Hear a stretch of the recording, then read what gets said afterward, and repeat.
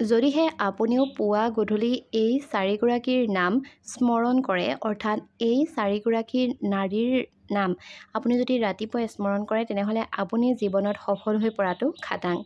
নমস্কাৰ, আস্থা ক্ৰিয়েশ্যনৰ নতুন এটা ভিডিঅ'ৰ মাজলৈ আপোনালোক সকলোকে পোনপ্ৰথমে স্বাগতম জনাইছোঁ।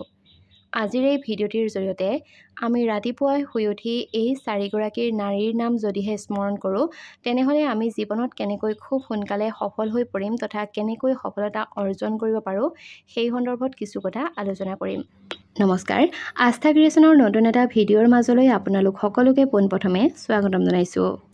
যদিহে এতিয়াও আমাৰ চেনেলটি ছাবস্ক্ৰাইব কৰি লোৱা নাই, তেনেহ'লে নিতৌ এনেধৰণৰ নতুন নতুন আপডেটসমূহৰ বাবে আমাৰ চেনেলটি ছাবস্ক্ৰাইব কৰি কাষতে থকা বেল আইকনটো প্ৰেছ কৰি ল'বলৈ নাপাহৰিব।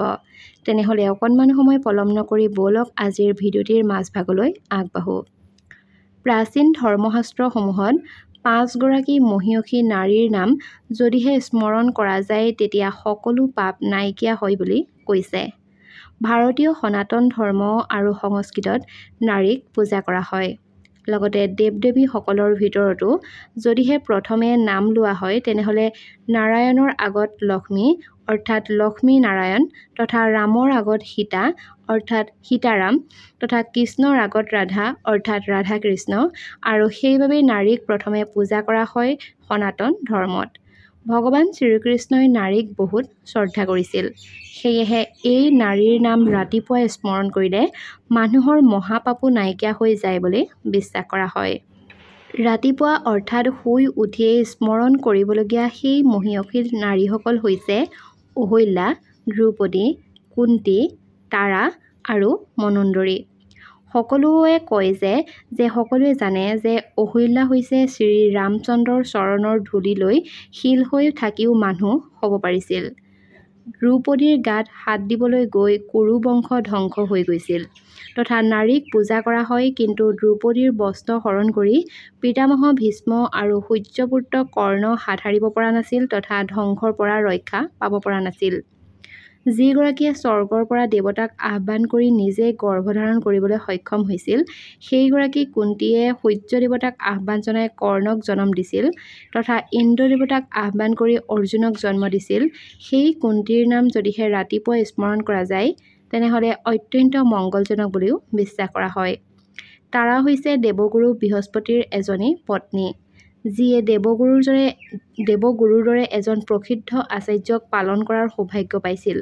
সেয়েহে কোৱা হয় যে এই 5গৰাকী মহিয়সী নাৰীৰ নাম ৰাতিপুৱাই শুই উঠি স্মৰণ কৰিলে, নাইবা ৰাতিপুৱাই শুই উঠি স্নান আদি কৰাৰ পাছত যদিহে আপুনি এই 5গৰাকী মহিয়সী নাৰীৰ নাম স্মৰণ কৰে, তেনেহ'লে আপোনাৰ দিনটোৰ সকলো কাম খুব সোনকালেই সিদ্ধি হ'ব। লগতে জানি লওক যে ৰাতিপুৱা শুই উঠি এই মন্ত্ৰটি পাঠ কৰিলে বহু বিপদৰ পৰা দূৰৈত থাকিব পৰা যায়। সকলোৱে এনে এটি জীৱন কামনা কৰে য'ত ধন সম্পত্তিৰ অভাৱ নাথাকে তথা য'ত সুখ সমৃদ্ধি থাকে, আৰু সেয়া পাবলৈ হ'লে মানুহৰো কিছু কৰণীয় থাকে। যদিহে আপুনি ৰাতিপুৱা শুই উঠি স্নান আদি কৰি এই মন্ত্ৰটি পাঠ কৰে, তেতিয়া মানুহৰ সুখ সমৃদ্ধি আহে তথা সকলো দুখ কষ্ট দূৰ হয় আৰু ধন টকা পইচাৰ অভাৱ নাইকিয়া হৈ পৰে তথা সেই কথা শাস্ত্ৰ অনুসৰিও বিশ্বাস কৰা হয়। উক্ত মন্ত্ৰটি হৈছে কৰাগ্ৰে বসতে লক্ষ্মী কৰমধ্যে সৰস্বতী কৰমূলে তু গোবিন্দ প্ৰভাতে কৰ দৰ্শনম। এই মন্ত্ৰটি নিজৰ হাতৰ তলুৱাৰ ফালে চাই 3বাৰ পাঠ কৰিলে জীৱনৰ সুখ শান্তি আহে তথা সকলো কাম খুব সোনকালে সিদ্ধি হয় আৰু শত্ৰুৰ পৰা মুক্তি পাব পাৰি। বন্ধু-বান্ধৱীসকল, যদিহে আপুনিও খুব বেছি দৰিদ্ৰতাত ভুগি আছে নাইবা বিভিন্ন ধৰণৰ সমস্যাৰ সৈতে জৰ্জৰিত হৈ আছে, তেনেহ'লে এই 5গৰাকীৰ নাৰীৰ নাম ৰাতিপুৱাই স্মৰণ কৰক তথা এই উপায় অনুসৰি আপুনি এইসমূহ নীতি নিয়মেৰে মানি চলিবলৈ চেষ্টা কৰক। যদিহে ভিডিঅ'টি চাই ভাল পালে, তেনেহ'লে ভিডিঅ'টোত নিশ্চয়কৈ এটা লাইক কৰিব আৰু চেনেলটি ছাবস্ক্ৰাইব কৰি কাষত থকা বেল আইকনটো প্ৰেছ কৰি থ'বলৈ নাপাহৰিব। নতুন এটা ভিডিঅ'ৰ জৰিয়তে খুব সোনকালে লগ পোৱাৰ প্ৰতিশ্ৰুতিৰে আজিৰ এই ভিডিঅ'টিৰ পৰা বিদায় লৈছোঁ। ধন্যবাদ।